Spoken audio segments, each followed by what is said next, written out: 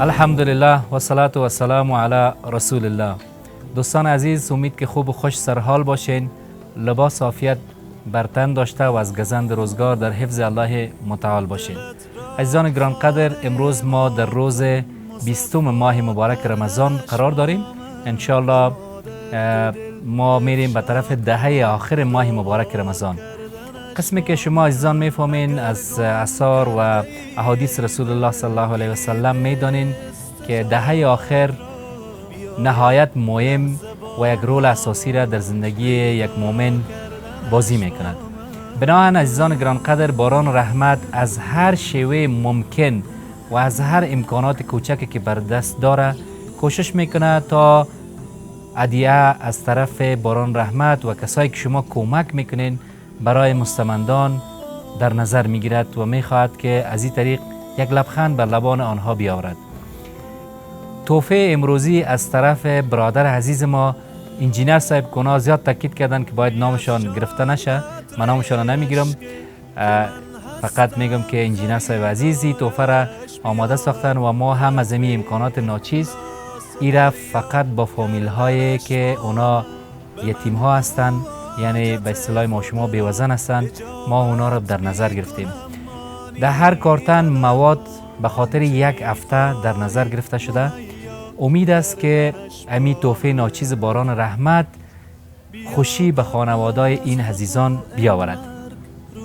جهان سپاس از تمام کسانی که از آغاز ماه مبارک رمضان تا حال و بعداً هم در جستجوی این هستند تا هموطنان عزیز را از طریق باران رحمت کمک و تمویل کنند. عزیزان گرانقدر، شرایط بسیار زیاد در افغانستان حاد است، هر طرف میریم با غربت مواجه میشیم.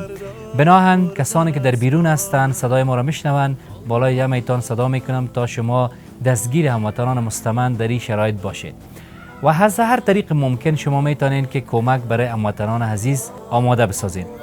ما حرفای خود همیجا خاتمه میتم. بازم جهان سپاس از انجینر صاحب عزیز که کمک برای بیوزنا در نظر گرفتن. انشالله ما میریم به طرف توزیع. خواهرها را از این بیشتر منتظر نمیمانیم. در هر بسته کمکی برنج، روغن، لوبیا، ماکرونی، چای سیاه، چای سبز، قیماق در نظر گرفته شده. تحفه به اصطلاح ما شما برگ سبز، تحفه درویش خدمت خواهرها تقدیم میکنیم. تا برنامه بعدی همه شما را به الله متعال میسپاریم. باران رحمت آورنده لبخند بر لبان مستمندان. و السلام علیکم و رحمت الله و برکاته. عزیزان گرانقدر، واقعا داستانهای دردآور است. این مادرها همشان در خانه سرپرست ندارن، اکثرشان خودشان کار میکنن یا بچه‌های خود پلاستیک فروشی سرشان میکنن. حالا یک مادر دیگه ما است، امروز اینام صحبت میکنیم. مور استاپ کور کې څو کسان جون کوي؟ منګل زېما یو درې می بچان دي او زین څلور نفرې کور کې. او کاریګر څوک د پکور؟ کاریګر کور کې نسته ده. مخکې تیر نظام کې خپل کور کې کارونه راکول خالی به منځل او ساغم نسته ده. بیګا مې زوی برباري ته کراچي وړي واغې کې 10 روپۍ راوړي، نور هیڅ هم نسته. د بچیان څو کلن دی؟ نه مشر زوی مې 9 کلن ده. هغه څه کار کوي؟ هماغه برباري ایستلې ون 10 روپۍ راوړي بیرته راغی. هغه لوست کوي؟ ښوونځی ته ځي؟ نه درس مریض شي، پلاستیکونه پې خرڅوم. کور کې مشکلات دي، نن بیت کې نه خپل ډوډۍ راکړه. دا تحفه د باران رحمت ان شاء الله تاسو ته ورنده کیږي. لیک دا خو بیا الله متعال پکې برکت اچوي. بیا کوشش کوو چې ان شاء الله الله دې خوشاله لري چې موږ سره انجینر صاحب ته تاسو دعاګانې وکړئ چې کومک کړی دا مراد پوره کړي. دې موږ سره مرسته وکړو، د غریبانو پوښتنه وکړه. الله مو خوشاله لرمونه. الله تاسو خوشاله لري. جزاک الله. عزیزان گرانقدر، انشالله توزیع را شروع میکنیم. شما بیننده توزیع باشین. اما ما بالای شما صدا میکنم که هر افغانی که شما روان میکنین انشالله همش در نزد الله متعال ثبت میمونه و پاداش جزیل نصیب شما میشه. پس لطفا کوشش کنین که در این شرایط، در این حالت اقتصاد خراب، کوشش کنین تا کمک هایتان برای مردم بیچاره برسانین. واقعا دردآور است. ما از بین فقیرترین ها را انتخاب کردیم که واقعا تعدادشان هم کم است و الله متعال کمک کنه از غیب. انشاءالله شما هم سهم بگیرین. و السلام علیکم و رحمت الله و برکاته.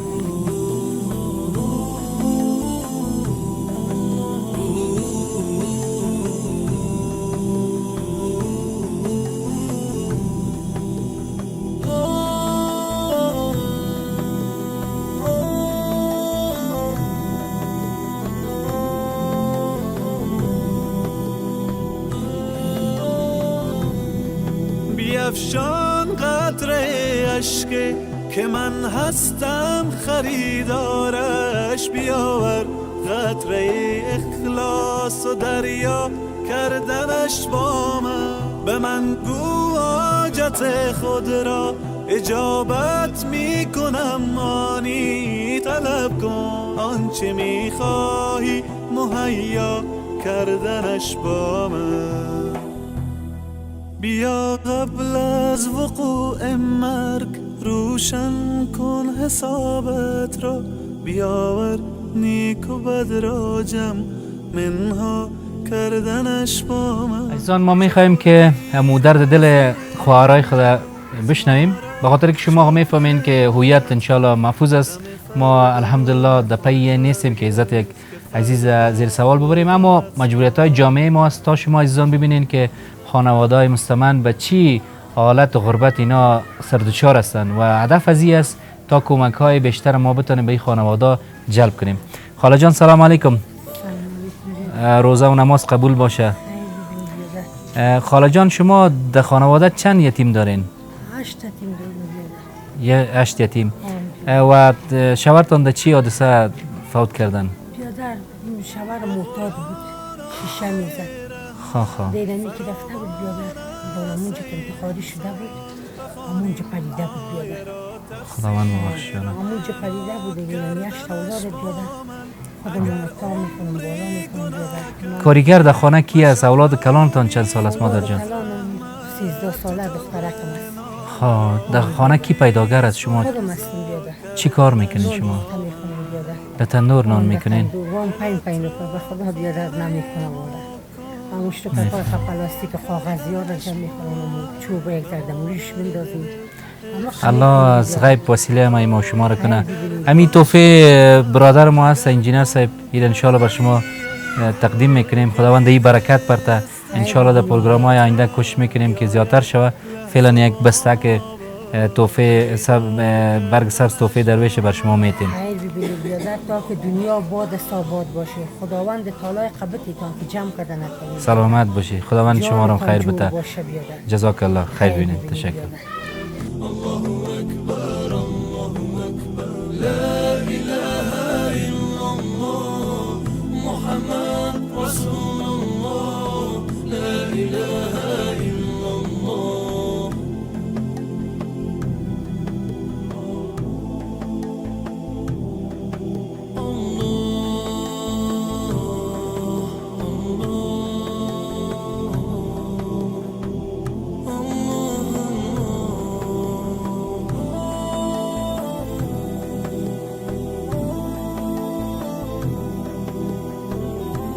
عزیزان گرانقدر تا یک مادر دیگه ما امروز صحبت میکنیم.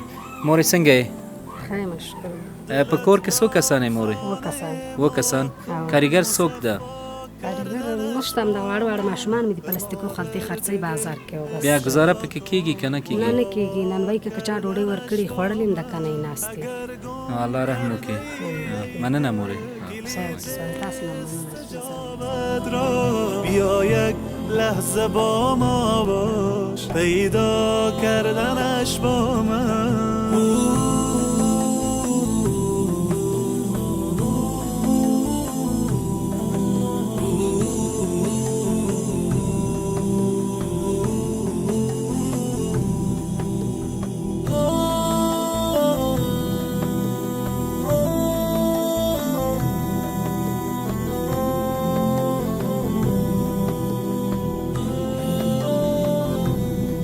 بیفشان قطره اشک که من هستم خریدارش، بیاور قطره اخلاص و دریا کردنش با من.